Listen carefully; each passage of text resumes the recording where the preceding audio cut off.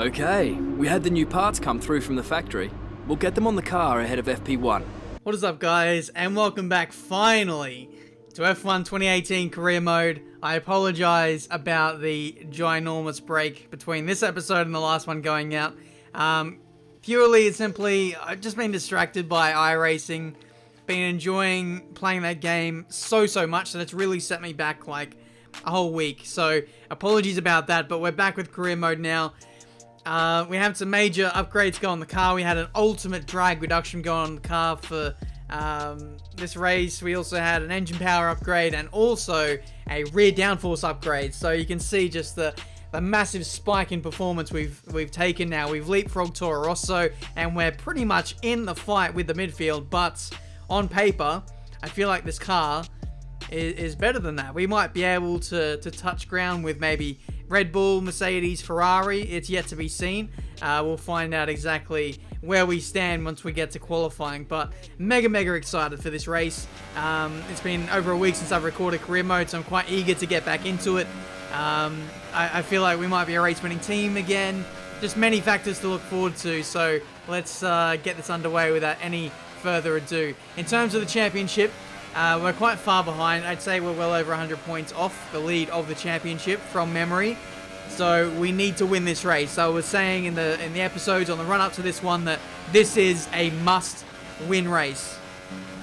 We're running out of opportunities to outscore the Saubers, and I don't know if you guys saw at the start of the episode, Sauber made some huge gains themselves. So unfortunately, it's looking like for the moment that Sauber is going to be the team to beat still, which is obviously not playing to my script, so it's going to be tough to chase them down in the championship. I was kind of counting on Renault to keep the fight going with them, but you can see there, qualifying one, Leclerc has a pretty sizable advantage on the rest of the field.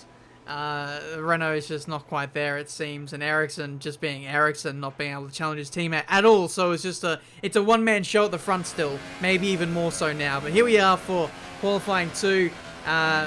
This rain came out of nowhere. It wasn't forecasted to rain all weekend, and here we are 10 minutes after qualifying 1, and we've got a completely different circuit. You would think that this is a completely different day, but it's not.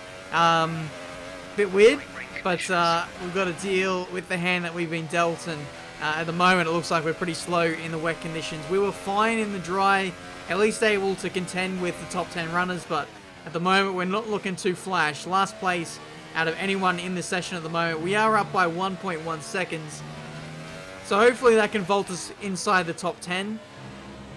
Pretty crucial that as well, if we make it through, or not, doesn't matter what, we can start on whatever tyres we want now, because qualifying 2 is of course wet conditions, so that might open up some really good strategies for us in the race. But let's not think about that at the moment. We've got 30 seconds left in the session. I've only got enough fuel to finish this lap, so whatever we do here will be where we start the race from. That is if we don't make it, but looking at the time delta, we should be able to make it through to Q3 with the gain. 1.3 seconds across the line.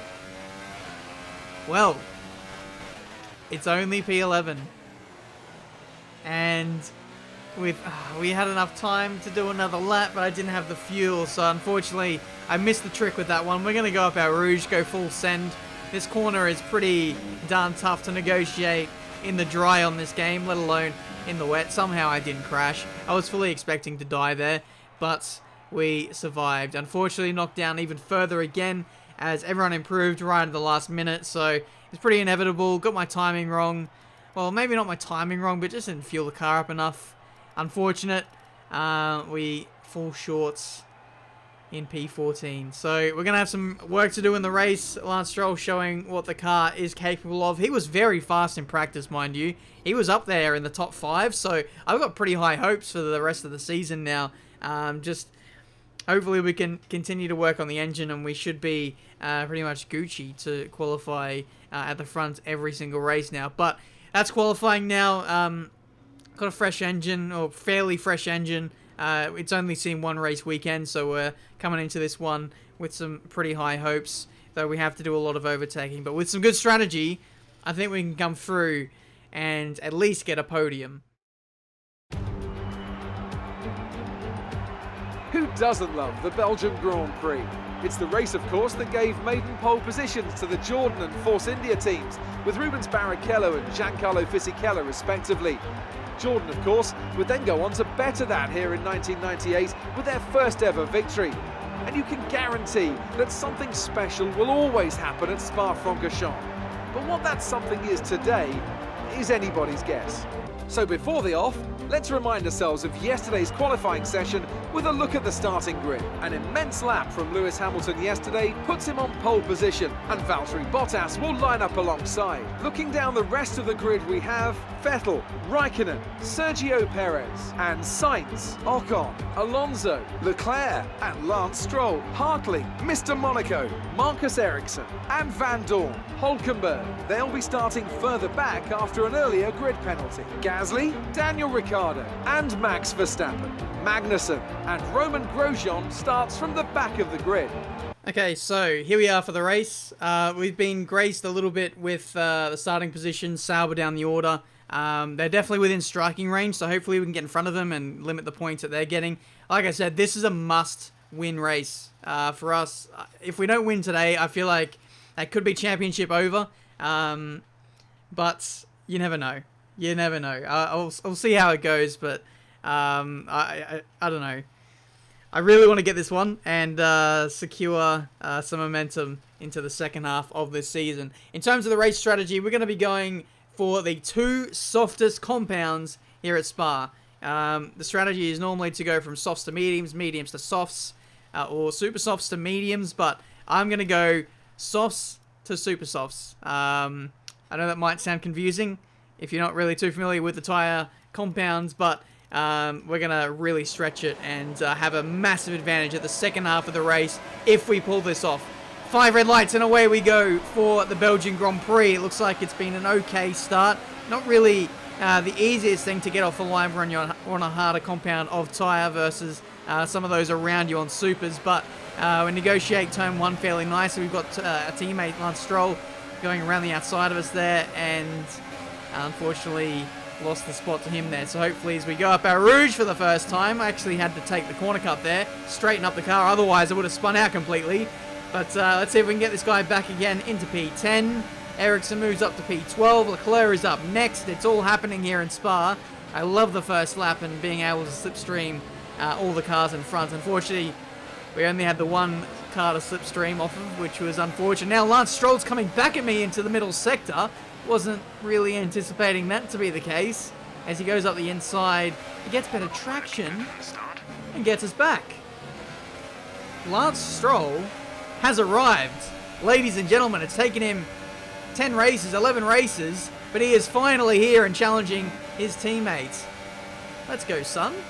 Car's finally good and now he's showing what he's capable of, but unfortunately, not capable of braking later than us, so we take his position back into P10 once again. This internal squabbling is allowing the Saubers to have a slight advantage in this race. Ericsson now overtakes my teammate. Leclerc is now overtaken Alonso, and he's making moves on Esteban Ocon up the road as well. Sergio Perez setting the fastest lap of the Grand Prix. This race is going to be pretty manic.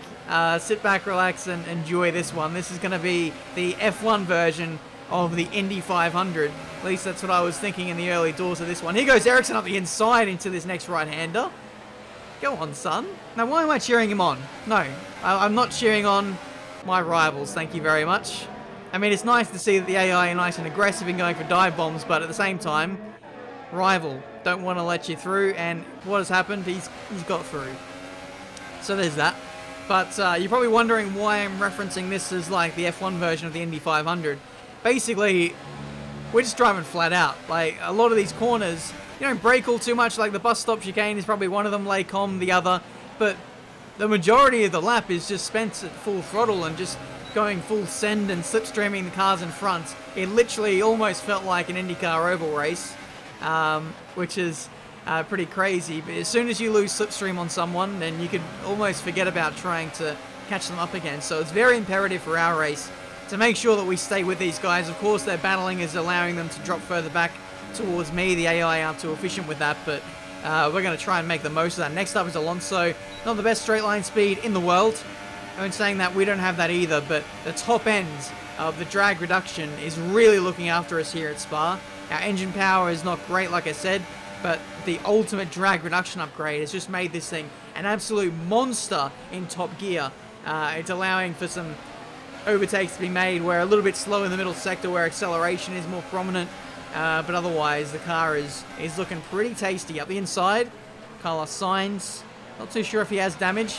He is a car that's still much faster than what I am, but we're making moves on him anyway. Next up is Ericsson getting tangled up behind Ocon, who's getting tangled up behind Lewis Hamilton, I think, who I believe definitely has damage. You can just see how much time he's lost to the other Force India, I think, just up the road. Yeah, it's not good. Not good at all. Now that allows Sainz to get a run on me on the back straight. This is what I meant about the Indy 500, kind of, because it's just slipstreaming for days. Look at that train back there. It's absolutely ridiculous. So, if we can dispatch of Hamilton, hopefully clear Ericsson and the cars behind, we might be set for a really good result here in this race. We just need to make sure that we drop those guys and they don't get back into our slipstream. But at the moment, this is turning out to be quite the race. I'm really, really enjoying this. I don't know why I took such a break from career mode. The racing here is still bloody excellent. Ericsson pulls into the pit lane for his first stop of the day. And I guess he'll be going on to mediums and will probably be pretty slow for the rest of this race. It's yet to be seen. But yeah, we're phasing in quite well. Getting good track position now. Here goes the move on Hamilton. Puts us up in a P6. Yeah, so we're going to be staying out pretty long on these soft compound tyres.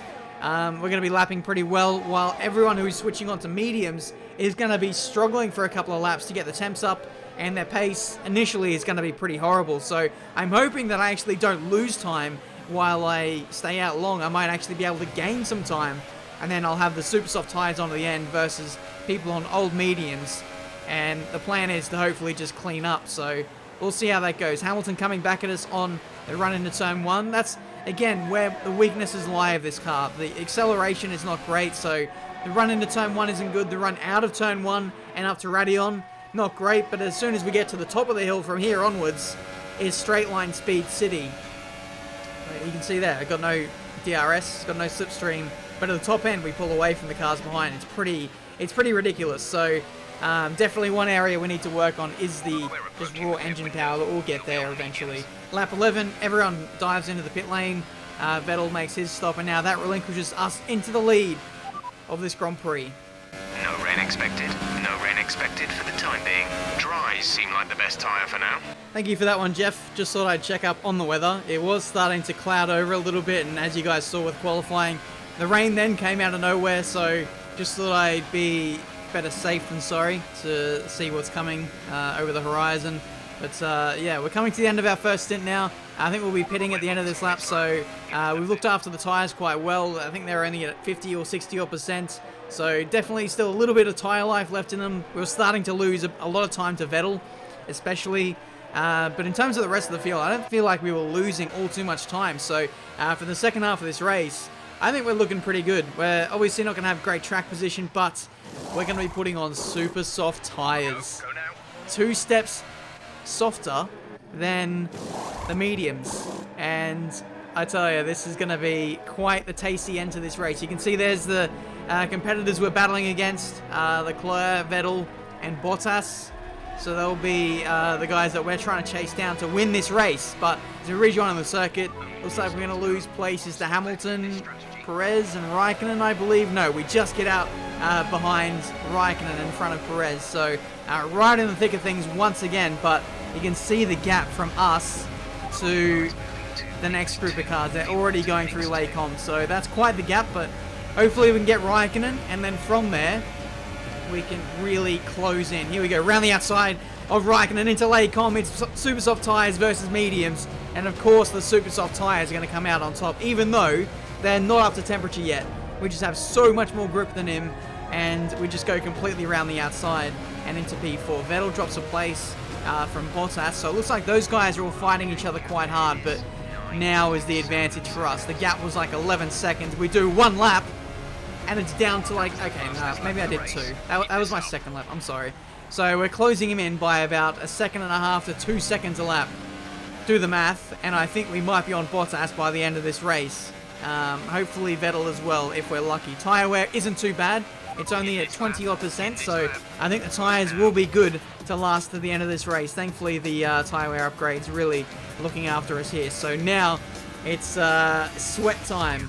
Trying to chase down Valtteri Bottas. The gap is now 5 seconds. As we get further on into this race, the advantage that we have is obviously going to be less and less as our tyres wear out much faster than Bottas, but we should have the overall grip for the rest of this race to really make an impact. The gap is now about 3 seconds, maybe even less. It's 2.7 now, as it looks like we're going to go purple once again to the end of this lap. That's 42.5. Pretty much matching what the Saubers were doing. Ericsson does a 42.5. Leclerc did a 42.5 as well on the last lap. He now ups it to a 42.4, 42.3. So Leclerc is absolutely on one at the moment. I can't match him, but who I can match is Valtteri Bottas. We're in the slipstream. We've got 2 laps to go after this one, and we're just setting this one up. I didn't want to go for the dive into the bus stop or even turn 1. I wanted to wait for the DRS on the slipstream and really leapfrog myself towards Sebastian Vettel. Here we go, round the outside again, and it's done even before we get to Les Combes, so didn't have to work too hard for that one, and that is us on the podium with only a lap to go in this Belgian Grand Prix. You can see Vettel right there. Unfortunately, looks like his tyre wear is possibly better than the Mercedes and might allow him to hold on to P2 in this Grand Prix. Tyre wear not looking good now, 54% on the rears, nice and balanced there, so I looked after them quite well from left to right side of the car, but just after overtaking Bottas, you can see he bloody retired from the Grand Prix, so I didn't need to work so hard to catch him anyway. So that was pretty frustrating that it was Bottas in particular and not Vettel that retired. That could have been an extra position for us, but nonetheless, I think it's going to be P3 in this race. It's the last lap of the Grand Prix. Leclerc wins the Grand Prix by setting a 41.5. He was only getting faster and faster as this race went on.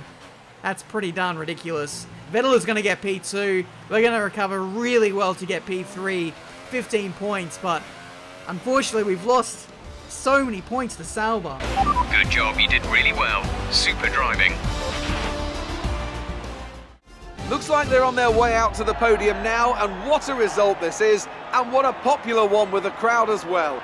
Great stuff to see the Sauber team on top here today. GG's to Leclerc and Sauber. They get another win here today. We lose 10 points in the championship chase. But overall, when you consider where we started, we got set back massively in qualifying. We didn't have a wet setup. Of course, we were setting up the car for the race, which is what we prepared for. I don't think anyone really saw the wet weather coming, and yeah, really set us back for the race. We made some great overtakes. Really assured to me that we have a good car, capable of getting podiums now, hopefully regularly. But I don't know if that's enough. We really need to close in some points today, and we did the opposite. So take a deep breath and hope that we make some huge gains into Monza. Amazing performance out there. You must be really happy. You gained a lot of positions during the race, didn't you?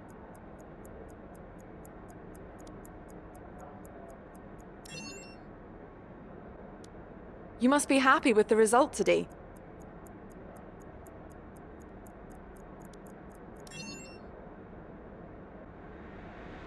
Great. Well, that's everything. Thanks, Claire. That is the end of the Belgian Grand Prix weekend. It looks like we're going to beat our teammate, Lance Stroll, in the rivalry. Hopefully that'll give us a bonus in terms of resource points, because sure, we're going to need them now to really close the gap. I can't believe how much of a gain Sauber has made coming into this episode. I thought they were done in terms of upgrades, but now it just has to beg the question, how many more upgrades have they still got in their locker to keep the development going? It's pretty crazy. We're 3 seasons in. I thought they were nearing their ceiling. If they're not even at their ceiling, can you imagine teams like Ferrari, Mercedes, Red Bull? Like, how much potential have they still got left in the locker for seasons 4, 5, 6, 7, 8? It's pretty ridiculous. You can see we're getting there in terms of our upgrades. You know, engine-wise, we're, I don't know, 30% way through. We've done pretty much all the chassis upgrades, and aero, we're almost there. We've got a few ultimate upgrades to do, either side on the front and rear downforce. So that's what we'll be looking at the second half of this season. But first, we really need to focus in on the engine power. Unfortunate that it's taken us so long to get around to those upgrades, and that we had to go through ERS to get there. It's just so frustrating, but nonetheless, gains are being made. We've made some significant gains. If you remember, like, the start of the season, how slow we were, we've got a completely different car now. It's quite ridiculous. Yeah, I can't be completely disappointed with that. But, guys, hopefully you've enjoyed this episode, the Belgian Grand Prix. Leave a like if you enjoyed. Subscribe to the channel if you're new to see plenty more racing game content. Again, I apologize about the lengthy break between episodes. And as one thing as well, I forgot to mention, the livery is different. It's back to the old spec, and same with my helmets. I had some issues with online recording. If you remember that video I made with Veloce, it was called I got banned from F1 2018 online. The reason why I got banned, or well, not banned, but like I couldn't participate in online anymore, was because of my custom helmet and custom livery. Apparently that's cheating.